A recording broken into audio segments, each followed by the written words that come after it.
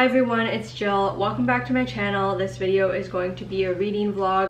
I'll be reading the newly released Our Perfect Storm by Carley Fortune. This video will contain full spoilers, just as a warning before I get too far into this. And I'm really excited because I haven't even owned a Carley Fortune book before.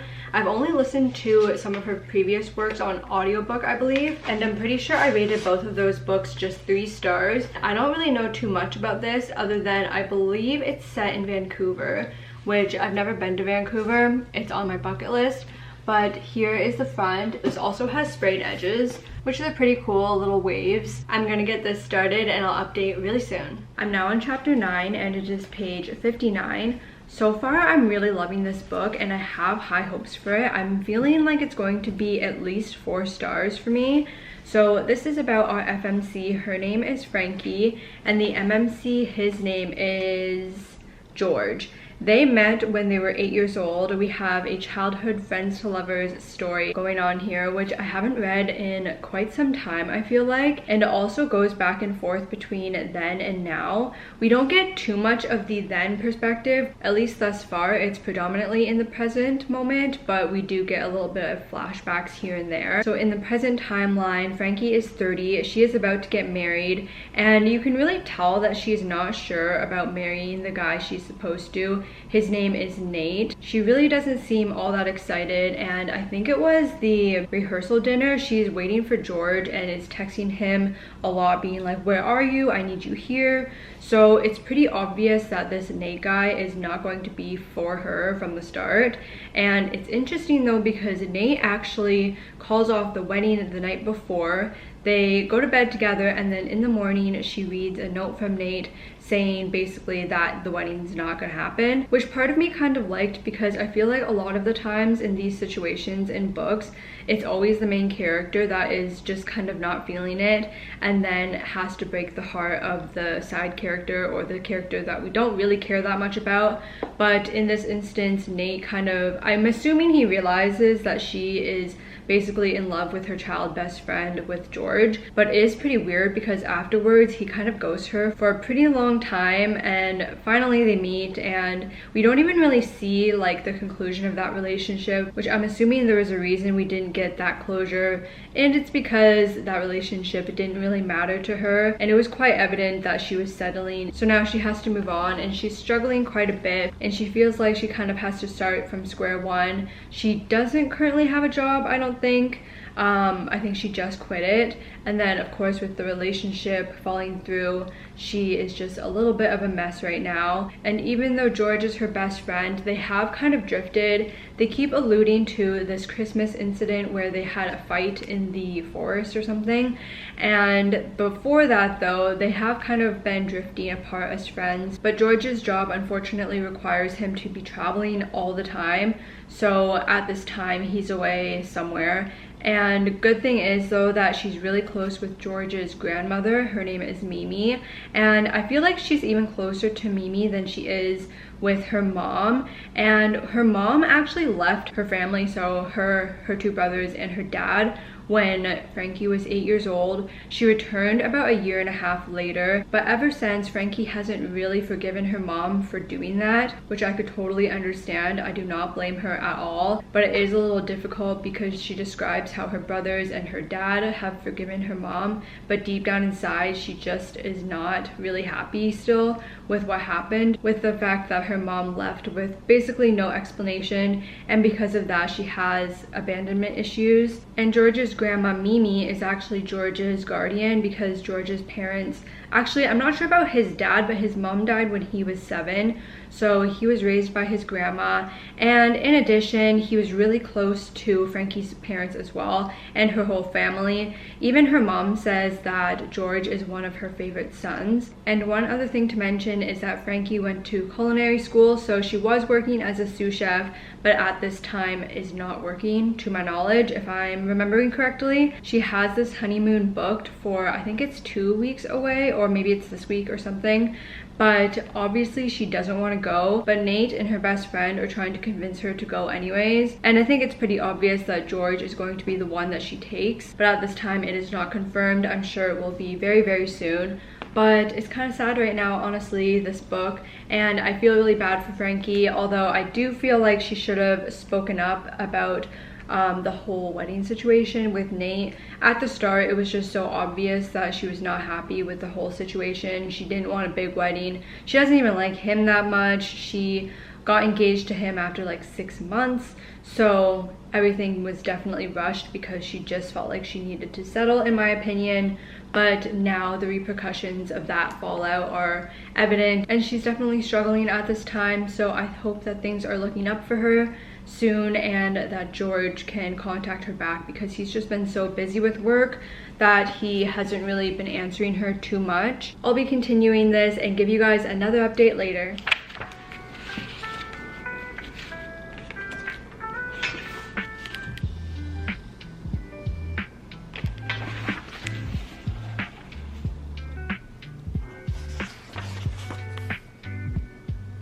I like Frankie, but I think sometimes she's a little bit out of line.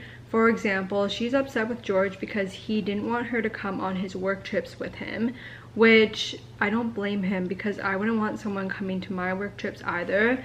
But she was actually quite upset that he's been away for the past, I think it's been 3-ish months, while she's been at home, and upset about the whole relationship falling through with Nate. I was surprised with how quickly we learned about what happened during the Christmas fight. So this was when Frankie announced that her and Nate were engaged and that they would be married in the upcoming summer.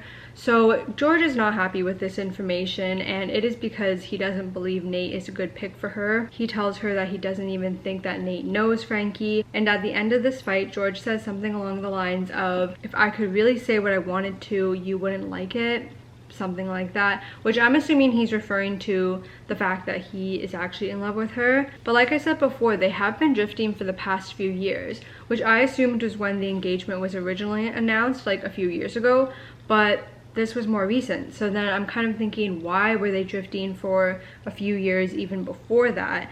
And I'm thinking it's maybe because of George's work schedule and him traveling all the time. They just weren't able to keep up that like long distance friendship, I guess. But now back in the present day, they get to Tofino. I was correct in thinking that they would be going together on this honeymoon that was supposed to be Frankie and Nate's, and now they are in Tofino together, and his plan by the end of this trip is to get Frankie to be feeling better and to be more open to love. It seems like they're actually going to be fake dating a little bit in here as well. When they arrived at the hotel, the person that checked them in assumed that they were together, and they didn't deny it. I don't know if that's going to be like fully fleshed out, the whole like fake dating aspect of this, but for now they're at this gorgeous hotel near the water, and honestly I'm kind of wanting my honeymoon at this place. It sounds so nice. I actually have had a hotel saved that is by Tofino. I don't think it's actually in Tofino, but I've been wanting to go there for a few years now, but it's so expensive and it's kind of far to get there from the airport and stuff. You have to drive about 5 hours. They obviously have such good chemistry, and even their banter, I feel like it's pretty natural compared to some other banter in books, which I think is due to the fact that they've known each other for so long and have built that relationship for like 20 years, and because of that I feel like it's pretty believable. So I left off at chapter 14, page 107, and I shall continue. This one's just going to be a quick update, but I'm on page 200-ish. I can't remember exactly. Frankie does mention that one time she tried to cross the line from friendship into relationship with George, which he shut her down, and she said, I don't know if it's the same instance, but I'm assuming it is. She said that she did kiss him, so we haven't got the details of that flashback memory yet, but I'm eager to finally see what happened there. I was saying before how this is in the then and now perspective, which we do get some flashbacks of then, which I thought was going to be more about their childhood and how their relationship was growing up, but it's not always like that. We get like little flashbacks of when they were kids sometimes, but we also get some just a few years ago, from even in their 20s when they're like 18. So it's kind of not just the childhood parts, which I guess makes sense because I didn't read this book, but I know that Every Summer After is more so that, with the whole childhood upbringing.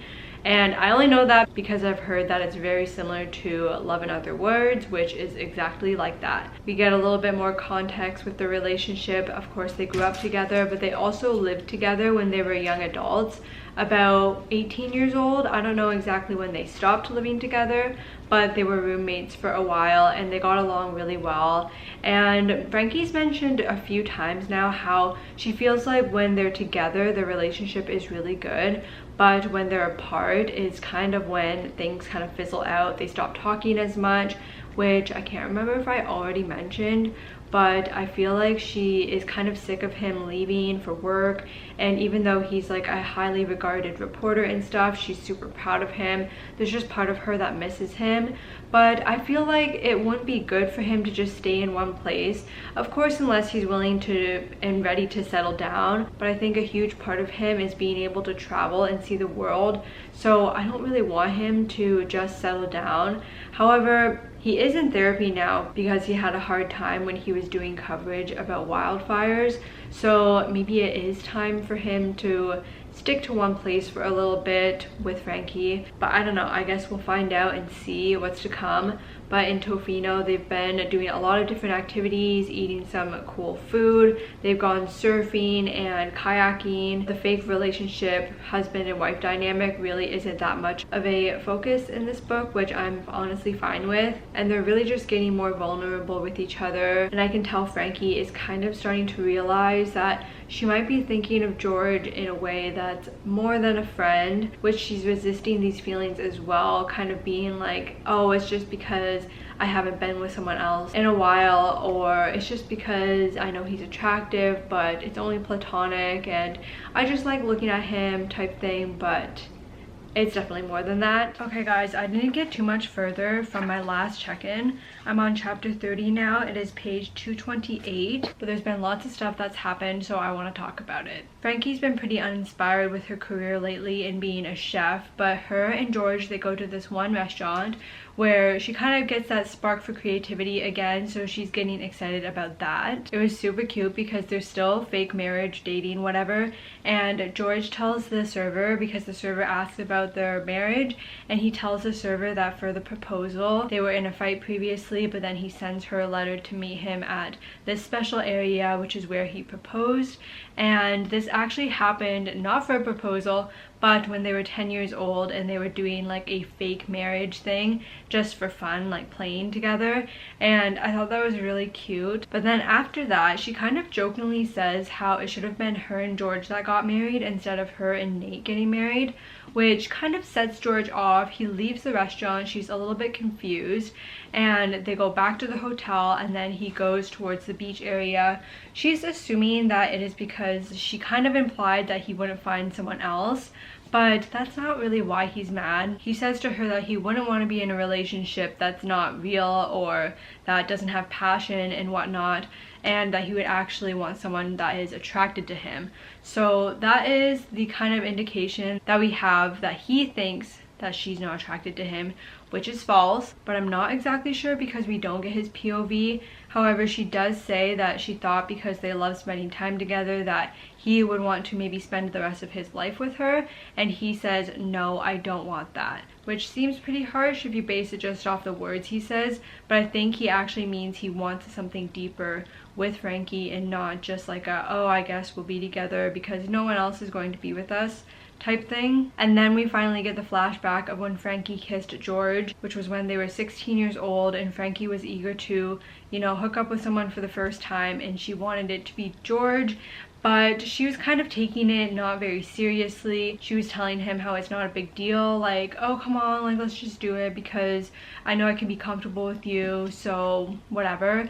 And he didn't take that very well and kind of said, look, like, let's not do this ever again, like, don't kiss me again, and this isn't gonna kind of happen, which she probably took it as a rejection, but I think it was mostly a rejection because he didn't like the way that she approached it, with it being so unserious and kind of just like checking off a box of, oh yeah, like I hooked up with someone for the first time. They were probably not really good at communicating that at the time. I mean, they were only 16 years old. I'm so excited to finally see these two be together and profess their love. They got super close to kissing when they were on the beach, kind of fighting or whatever. Then he gets pretty close to her. They're kind of like embracing, but then he runs away again. So that's where I left off, and I'm actually going to the gym now, but I hope I can continue again tonight. If not, I will hopefully finish this tomorrow. But I honestly just want to binge this right now. So maybe I'll make time tonight to continue. I think this is going to be my last check-in before I finish, but I'm on chapter 42 now, page 302. And oh, cookie. I don't know what happened there. But this has been so great, and there was an amazing kiss in the rain. There's so much tension even afterwards. Both of them were like, I think that was a mistake, like maybe we shouldn't do this, let's just forget about it. But then Frankie comes to her senses and she's like, you know what, no, I want more than friends with you, and I think we should try. George talks to Frankie about her relationship with her mother. He's trying to get her to forgive her mother for what she did back when she was 8 years old and left for the 1.5 years. And Frankie is still resistant to that, understandably. Then afterwards, Frankie is talking to her friend and is like, I don't want to, actually, I have the quote right here. So she says, I don't want to ruin our friendship either. He means everything to me. And then her friend says, imagine if he meant even more. And during this phone call, she's finally admitting out loud that she does have feelings for George. And then even suggests to George one night, she's like, you know what, maybe it wouldn't be a bad idea for us to be together.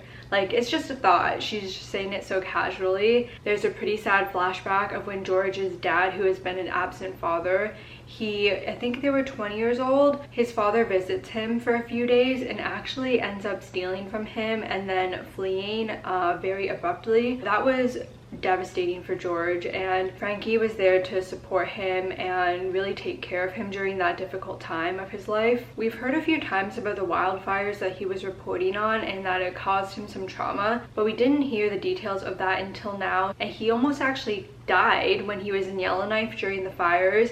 He calls Frankie on the phone being like, if I die, I just wanted you to know that you meant the most to me and I love you.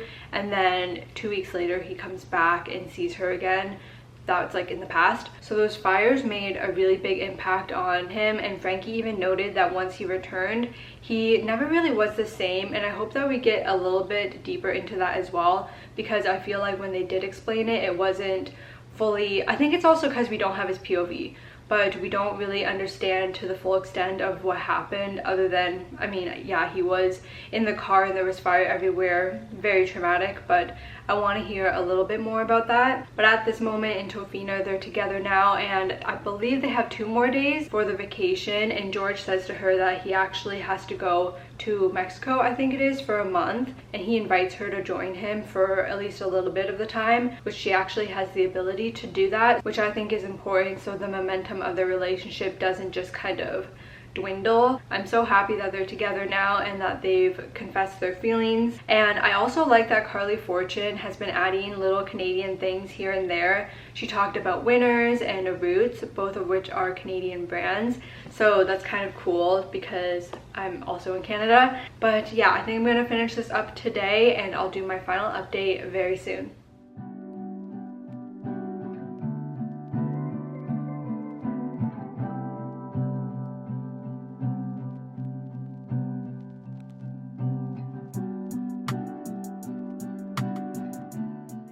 I finished the book and I'm giving it 5 stars. I really loved this so much.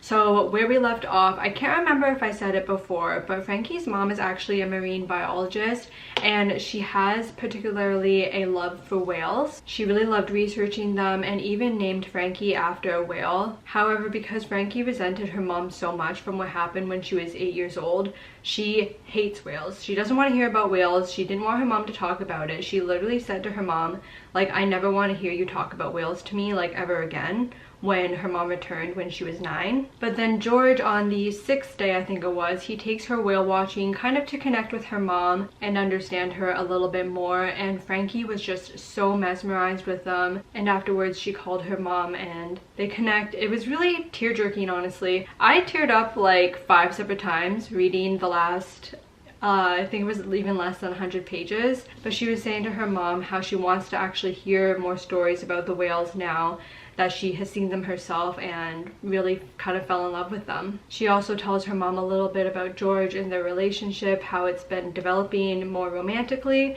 and it was just really touching. George admits to Frankie that when they were 16 and she kind of propositioned him to hook up for the first time, he was upset because he felt like she didn't really take it seriously, which is what I predicted, and he wanted something more with her at that point, which I'll get into later. And then we get into the third act breakup. So it turns out that George has known ever since Nate has broken up with Frankie why he broke up with her, and that is because it's George's fault.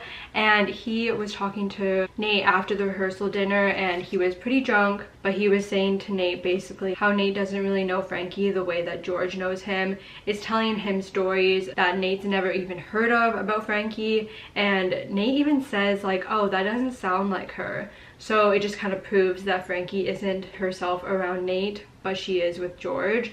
So he's really just rubbing it in to Nate's face, and that is kind of what tipped Nate off. And also Nate asks George, do you love her? And he says yes. So that is what caused him to call off the wedding, and Frankie is really upset because she's felt like she's been lied to this whole time, and she thought that it was something wrong with her. He said he was just waiting for the right time to tell her, which wasn't even necessarily going to be on this trip. So it wasn't a great moment for George, definitely, because while she was blaming herself and thinking something's wrong with her, it actually had nothing really to do with her. And in addition to that, she was upset because George revealed to her that he's loved her for a long time. So she is kind of feeling like he dictated their relationship and he should have made a move a while ago. And I think since she tried to kind of make a move when they were 16, she didn't feel like she could cross that boundary again.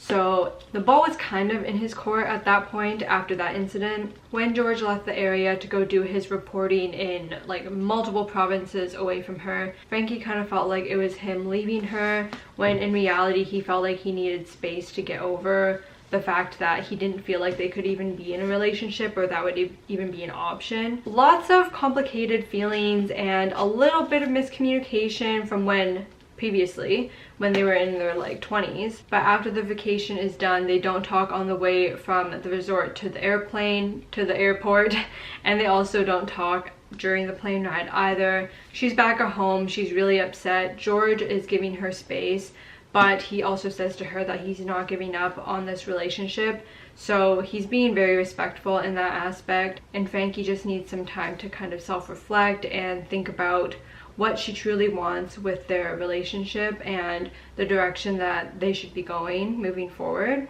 And it's funny just how similar these two are, because she's saying, well, I just have to like wait for the right time. And then her brother, she's talking to her brother about this, and the brother is like, oh, well, that's funny because that's exactly what George said to me. So these two are just meant for each other, I truly believe. And then we get to the letters. So George has been saving letters for years and years. I think the first one was when he was like 9, but they're letters to Frankie about their relationship and friendship and how he's fallen in love with her over the years. And it is so cute, and like I said, I teared up multiple times reading them. It's just so sweet how in love he was and continues to be in love with her. She finally is able to talk to her mom about the situation of when she was 8 years old and her mom left, which basically her mom left because, from my understanding at least, she felt like she was kind of losing herself and she gave up her career for her family, but she wanted to still pursue her dreams with the whales and stuff, which is pretty selfish, yeah, but I don't know. It was a sweet conversation. They end up reconciling with each other, and it also made me tear up. And her mom actually reveals that the whale that Frankie was named after died, I think it was 2 years ago. And that night Frankie is kind of retelling that story to herself that her mom used to always say, and it was just something that really hit me in the chest, and like it just felt so emotion packed and like real.